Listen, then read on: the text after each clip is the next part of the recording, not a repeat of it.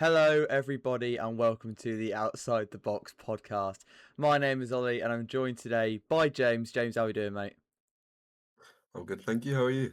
Yeah, not too bad. We're going to be discussing James's team today, the Black Cats in Sunderland, and what a great season they've had so far, and a little look into the Tyne and Ware derby. Let's rip off the band-aid, right? Let's get into James's team, Sunderland, Do it. who've been promoted to the Premier League after last season. So let's go back to last season, James. Let's try and figure out how they got there in the first place. Last year, Sunderland finished in fourth place. James, is there any real reason you could put that down to? Well, to be honest, it started off. I thought like it's got to be a new manager bounce sort of thing. I think everyone was very skeptical of Reggie. He's kind of like new manager, just got him relegated. Like he's one of those sort of take a punt, a risk, whether it goes well or badly. We'd just seen a terrible risk in Michael Beale, so the negativity around the football club, it was kind of like it was at an all-time high. So I think his style of play was just something different, and I like to say a lot like. I don't really see him as a style of play. So dynamic. He's always doing something new. And I think that last season was a huge success because we got where we needed to be and we stayed there. Like we needed to be in that top six. And then once we got there comfortably, it was prepare for the playoffs. And I think that's what he did so well. I think we came into it with like 6 losses or something like that, something crazy. But we came in with 6 losses as if we just had a pre-season with players fit. Everyone knew the system. It was like, it was impressive stuff. Yeah, and I think from what I can remember going into that playoff campaign, Sunderland weren't on the best of form. Lost to Oxford No. towards the end of the season is one that rings in my head a lot. Yeah, I was there. So a lot of people probably weren't too confident going into the playoffs. Is that a fair assessment, do you think? Yeah, I think I don't know, seeing how we've played or how we played within the season, I think there was a lot of people going in silently confident, but the driving force was Coventry. We'd never won against Coventry, and I think once we beat them, 2-1, and then obviously the draw, it was kind of like that sense of belief was there. I think before Cov, it was like, nah, we're, another season, and there was, I mean, granted, I disagreed with those people, but there was people saying Reggie out, which is like, Wow, really? crazy to say, but it just goes to show. I mean, we'd lost 8 on the bounce. No team has managed to win the playoffs with that crappy form, from what I remember. So, it's one of those things. Defied the odds. So going into that playoff final, the team was Patterson, Sirkin, O'Nien, Ballard, Hume, Mundell, Bellingham, Neal, Rigg, Mayenda, and Lefay. And that's it. We're going into I a could have playoff told you that final. without looking at You anything, can mate. tell, yeah, I was going to say I've got to do my research for this one. Going into that playoff final, it's not a bad team going into it. Ballard, stand-up performers, Enzo Lefay, big January loan signing at the time. Joe Bellingham as well. These players sort of, I'd say, were kind of the backbone of this Sunderland team. Yeah, I think it's such a shame. They've done so much for us. Like most, I mean, you look at some of those players like Sirkin, Hume, O'Nien. They came through League One with us. They're not getting games nowadays, which is, it's kind of that's how you stay up in the Prem. But it is a shame because, so players like O'Nien, he's probably not going to see the Premier League ever again. And his highlight reel is a red card against City. But it's one of those things. Those players will forever be club legends. I think like Lyndon Gooch, I think of Carl Winchester. They weren't the best. He's no Kevin De Bruyne, but I'll always remember him as Winnie Esther, like the Northern Irish goat. You know what I mean? It's like, Yeah, I think those sort of players that come through from the Championship and lower leagues who come with the team and then just not get minutes. It's kind of expected, but a little yeah, bit sad. So going into that playoff final, you're against a very good Sheffield United side. Chris Wilder doing his business. You've got great players there: Harrison Burrows, Kiefer Moore, who ended up helping Sunderland out quite a bit. We'll get to that later on. You know, it's a tough opposition. I mean, what was your immediate thoughts going into that playoff final? I think going into it, I'm quite a pessimist when it comes to Sunderland. I've seen quite a few bad things. Like I've seen a double relegation. I've seen 4 years in League One. I've seen Lee Johnson go into a game against Gillingham and play for the 0-0. So I've always thought we're going to lose it, and that's what I thought then. And when we went 2-0 down, granted we weren't actually because it was ruled offside. I think it was one of those things like the sense of belief when that offside was there, the sense of belief in the stadium, everyone's heads were lifted. Mm. I think that is what won us the game. I think it was a fan base, but before, I think it was like, we were very much the underdogs, but we were very much the favourites, not in terms of quality or anything like that, but the favourites from everyone around us outside of our fan base to go up. And I think that's what was nice, in the fan base, everyone was quite nervous, but there was a load of people rooting for us. And I think that's quite a nice feeling as a Sunderland fan, because all you really get is being bruised and battered in League One. In League One, you know what I mean? It's like, Yeah, I get what you're saying. Hopefully I'll experience that in the near future.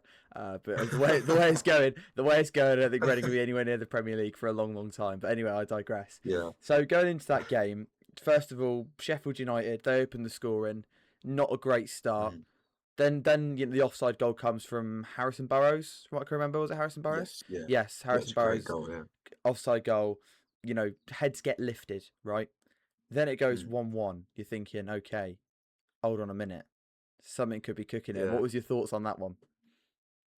Well, that moment when my ender was played through, he did like, it was a really cracking goal actually. It was really like Premier League pace, just tipped it.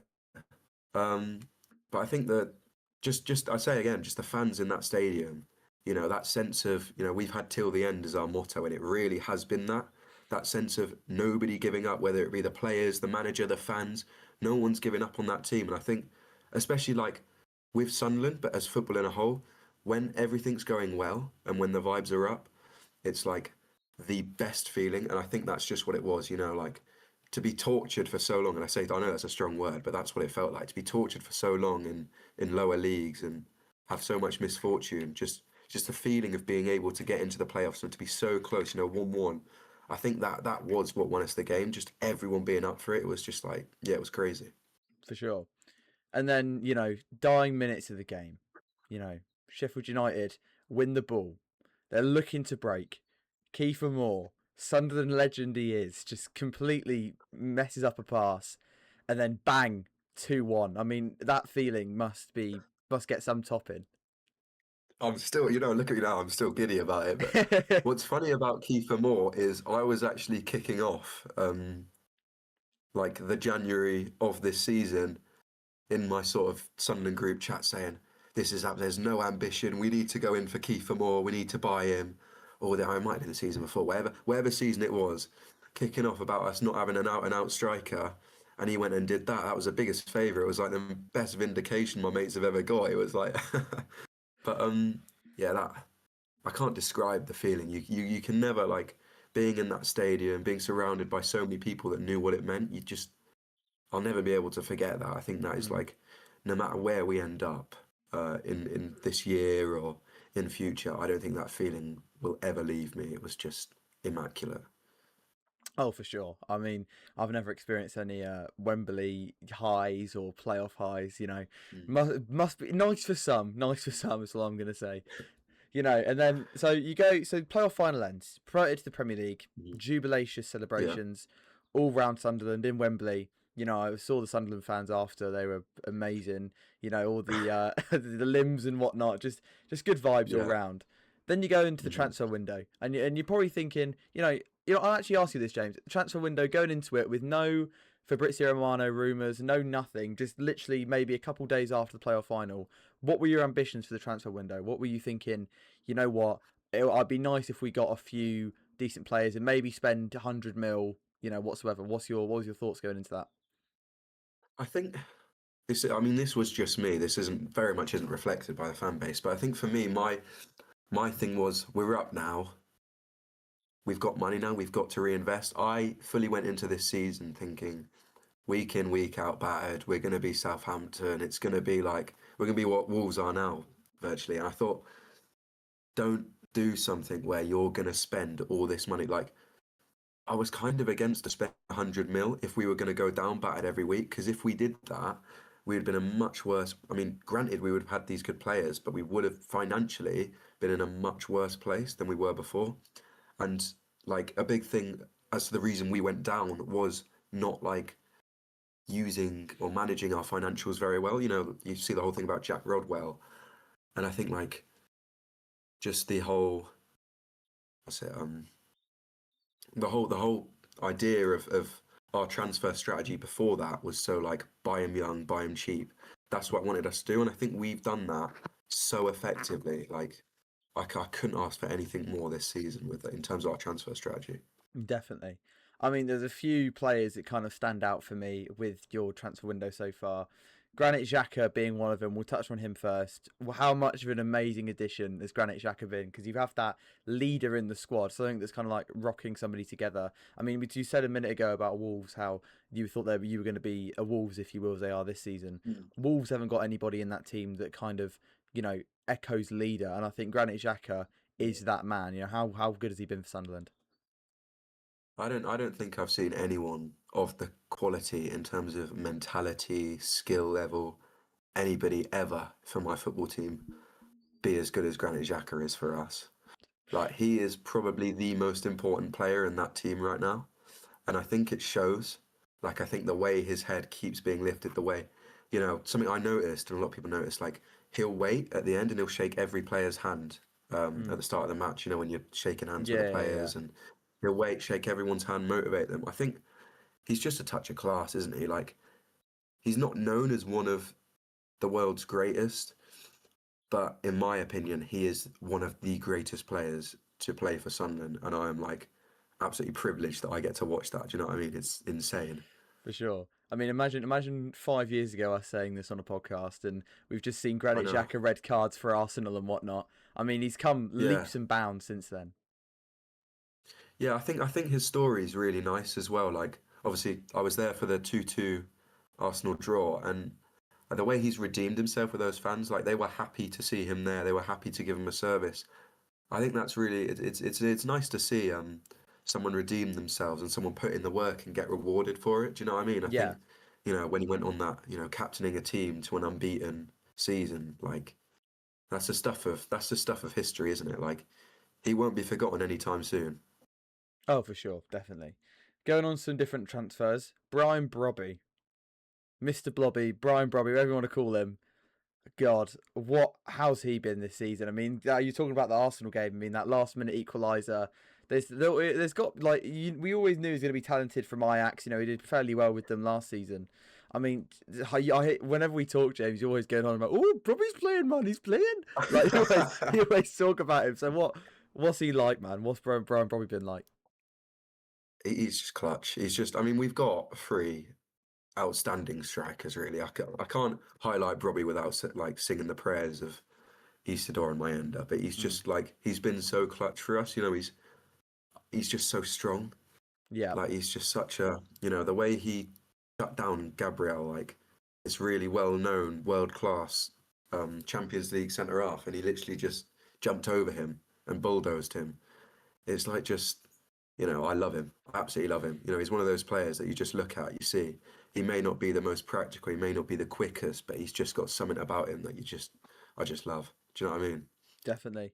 And then also the permanent signing of Enzo Lefay. I mean, when I saw that in January last year, I was thinking, how have Sunderland got this player on their books? How have they got him in the Championship? I mean, he went from, I think, was it Olympique Marseille to Roma? Am I right in saying that? Uh, No, oh, it No. might have Oh, been. I think there was a team in between, but he yes. Yeah, started yeah. off at Lorient That's it. Yeah, for yeah. with Reggie Lebris, and then Oh, okay. I don't know if he got went straight to Roma, but the link was Lebris, Yeah. and I think like you look into a lot of the like rebuilds and club projects, I think as much as I hate to say it, a key example of this is Newcastle, Mm. and when Newcastle signed Trippier, he was the camel that broke, or the something that broke the camel's back. He started all of those immaculate signings. Sorry, I don't know the Yeah. saying. He started all of those immaculate signings. Yeah, he was the start of it, and I For think sure. Lefay was the start of the belief in the product project. Do you know what I mean? He was a big marquee signing, and he was the start of look, we're gonna go at this. He was the like one, as much as, and I think he's an amazing player technically, but I think like the influence he had to be like, I'm a Champions League player and I'm here, that sort of motivates other people to think this project is something to look at. It's something to look in the direction of, and it's something to get yourself involved in. And I think all these players that we have now are definitely reaping the rewards from it. Definitely. I think I think signing him as well on a permanent deal after the playoff final. I mean, that's got to be like some, never fall in love with a lone player and then get into with him in your own club. I mean, that's some spectacle stuff. Yeah, yeah. I mean, I always thought like he was like on the level of Ahmad for me, and any Sunderland fan will think of Ahmad and think of such fond memories. He was like he carried us to top six, but Lafay, he's like the Bruno Fernandes of our team. You know, Fernandes is one of those players like he will do the difficult things, and sometimes he will mess them up. But when they go off, they're beautiful. And Lafay, he's had, to be fair to him, he's had a lot of mistakes in him this season. He was at cost for the Arsenal goal. He's at cost for a few chances at Everton. But you need a player to take that risk, to do something flashy. And if they mess it up, at least he's trying it. And I think we are benefiting from that. I just think he's one of those players just you have to have in the team, whether he's a liability or not. Yeah, definitely. He's too good to be left out. Mm. And then going into outgoings, sale of Bellingham to Dortmund. I mean, for about £30 million, what I can remember. I mean, Bellingham, one of your key stand-up players from last season. Last season. I mean, a big loss, yes, but at the moment, has it been impacted? Has it felt like he's been a missing player for you guys? I don't think he would have gotten the team with this midfield. Really? Wow. Okay. I don't think so. Like obviously right now we've got a DR injury. He's not going to be there for the derby, which is gutting. But he's, he was our record-breaking signing. He's kind of got to be in the team sheet, and he's an amazing player technically. And then you look at Siddiqui, and Siddiqui just, I've never seen someone with such a work rate, and obviously you're not getting in over Granit Xhaka. So I just don't think Bellingham. I mean, I'm gutted for him because I think he would have had a part to play, and he would have had much more of a part than where he is now at Dortmund. But I think it was the right thing to do to sell him. But it's just bittersweet, Definitely. Going into Sunderland's team, one of the previous lineups, Roof's in goal, we haven't talked about, who's been amazing for you guys. A few Sunderland games I have seen, he's probably been an outstanding player. Yeah, he's Then, I mean, say again, sorry. no, go for it, go for it. Well, he's just like because we were going to go in for Petrovic for 25 million, then we bought him in for 8, and he's just like he's just calm. He commands his box. He does everything you want a keeper to do. It's kind of insane that we've got him, and someone like City or someone or even Brighton, teams that do that sort of analysis based scouting. It's insane that we got him over them. It's really quite a Yeah, brag in my opinion. for sure. And going to players that have, stepped up from the Championship, because you say, Bellingham wouldn't get in the side, but a few that have stepped up definitely has been Dan Ballard, one that comes to mind. I'd say that, Yeah, the, well, the block against Arsenal, I mean, that was immense, that was. yeah, I think I went quite mental for that. More mental than his goal in that game. I think he's just one of those players. He's just a lump. His job is to get in the way and to do it well, and he does that immaculately. And he comes in with a goal. You look at Sunderland now. I remember against Liverpool, you had Kanate and one of their other players, I think it was McAllister, both on him. And it's like when you've got a Championship player, Dan Ballard, having two of the two of the greatest, not greatest, but you know, two people of such massive name and stature to be marking big Dan Ballard, it is just like, I go back to like it's just amazing. It's just incredible. That's exactly how it feels. I don't have the words to describe this season. I'm just in shock and I'm just enjoying myself because I don't know how long it'll last, but long may it continue. Yeah, for sure. I mean, having those sort of players that can step up and not have to spend any money on them, just one of the best feelings. I mean, for a slightly lesser degree at Reading, we've had likes of Kelvin. Not he steps up, does what he needs to do. Not obviously the same level as Dan Ballard, but it just fills you with confidence that those sort of players Yeah. that can put a shift in when needed. And it's not all about the squad that does, contributed to Sunderland's success this season. It's down to Reggie Lebree as well. So, James, I'll let you take the reins on this one with Reggie Lebree because I know a little bit about him, but in terms of playing style, I don't watch Sunderland every week. It's playing style, man management. What does he bring to the table, James? Yeah, I think what's interesting about Lebree is his ability to just let things go and just keep trying new things. Like we lost to Burnley, United, we got battered by City, but the losses have never felt really, it's not been a 5-0 against Arsenal or anything like that. It's been kind of honourable, which is nice to see. And in terms of his style of play, I think it's really interesting to ask about that because every time I watch it, it's different. He's trying something different. He's doing something different, and I think that at the heart of it is possibly why we're doing well. Along with you've got a team of new players that want to succeed, like want to do well. We're a high pressing side with something different. But what's interesting to me is he quite often forces teams narrow and puts our midfielders out wide, which is really like it's nice to see us use the wing, and we've got such old-fashioned wingers now. Take on your man, whip a cross in, and with a player like Robbie, with players that we have, it really works, and it really, I can't even describe how our style of play is. Sometimes we push our midfield out to the wing, sometimes we play it narrow, sometimes it's literally just Xhaka's lumping balls over the top and Isidor's just running onto it. It's like, but I think one thing that Lebree has really done excellently this season is drilling in this never give up sort of mentality to his players. Because the amount of times I think we've got like an insane stat of, coming back from defeat, like, defeated positions. You look at Bournemouth like a couple of weeks ago, came back 2-0 down.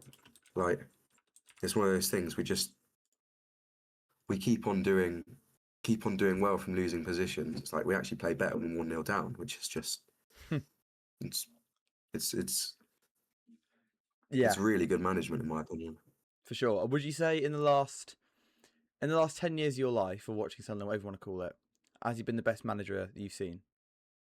Yeah, I think definitely he has. I always like to shout the praise of managers like Mowbray because he was so amazing in the time we needed him. But I think Lebree is just that risk that has gone so well for us, and I think it's just he's a statement to what maybe clubs has to do because you look at Reading and who they brought in. I don't think Richardson is an ambitious enough signing.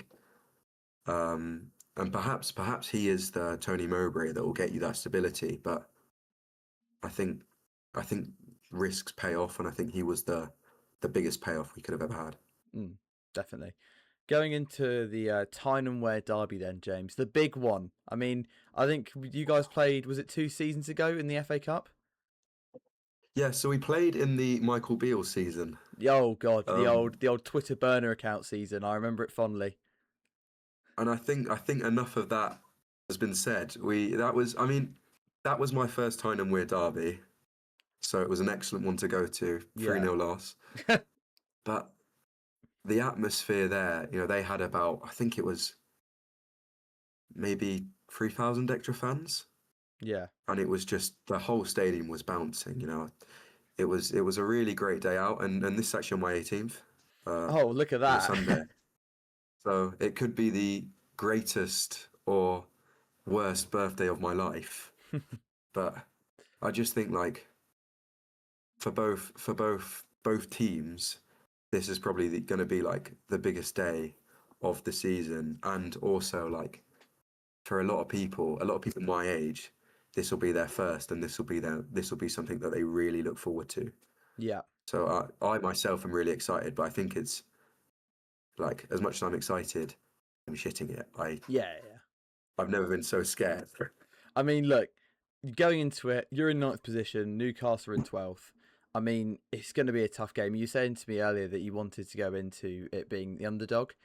I mean, would you say you're still the underdog going into it, or? Yeah, I like being the underdog because I like to be I like our team to be underestimated. But I think to Eddie Howe and to Newcastle, they'll go into it thinking this is a good side that we need to beat. And I think like you can tell the difference nowadays from a Newcastle supporter that has been doing it since they were crap, and a Yeah. Newcastle supporter that's come in through the takeover, because the ones that are shitting it are the proper fans, and the ones that are saying they're going to batter us are like the fans that have only just come in. And I think it's a game that can go either way, and we've seen that. As much as we won six times in a row, which is a lovely thing to say. You see that it can go anywhere, and it means so much to everybody involved. It's going to be such a great day out. Oh, for sure. And that kind of brings us to the end of the podcast, James. Closing remarks from you, mate. It's going to be a tough one. What is your score prediction for the game? I was going to ask you it every single day of the week. Oh, you can't ask me that. Look, I'll go into it. I never like to tip anybody to win or lose because against us, because that's just how, I know it won't go my way. So I think it's anyone's game. Preferably, I'd like to see a 2-1. Realistically, I could see it going a draw. Yeah. I do worry that this is a team of young players that haven't had to deal with big pressure situations, and I do worry that they might crumble in that big pressure, and that could be a real problem for us. So overall predictions, I can't, I've said 1-1, but I don't believe that because I refuse to properly predict. But I think there is a slight fear in me thinking this is a big game. Will their heads drop? Definitely.